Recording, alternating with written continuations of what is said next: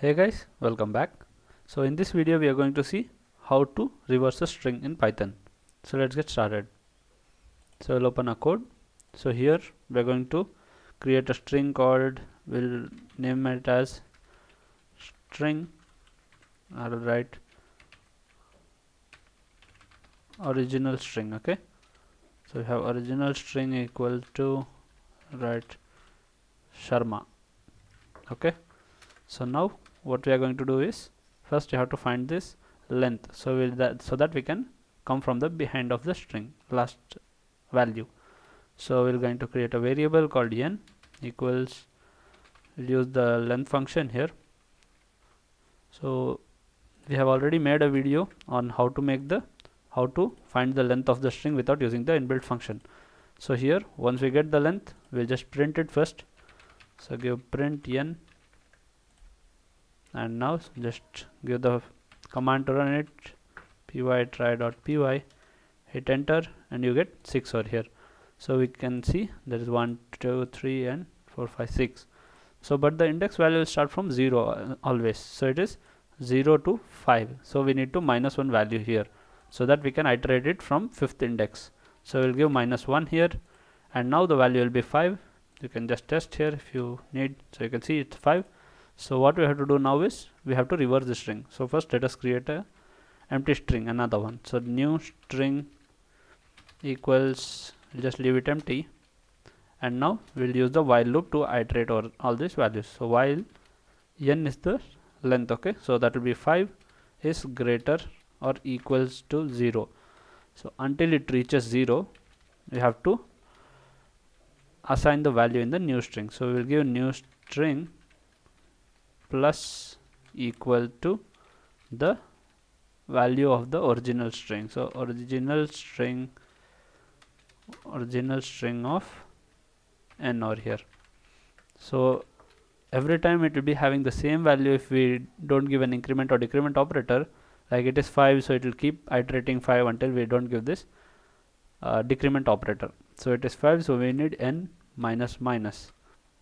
Okay, so minus minus doesn't work in this, minus equal to 1.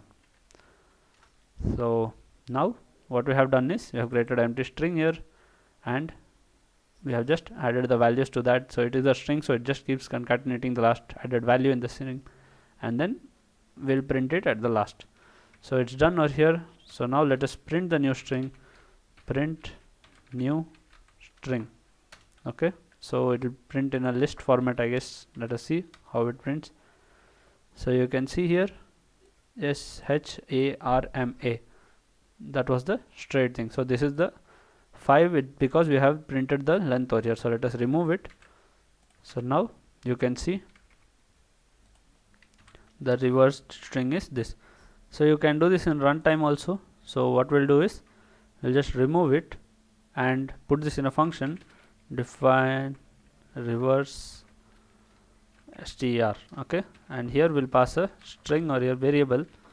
We'll keep it strn, okay, colon, make the alignment proper, and now we will just call that function. Oops, just copy it, paste, and pass the input.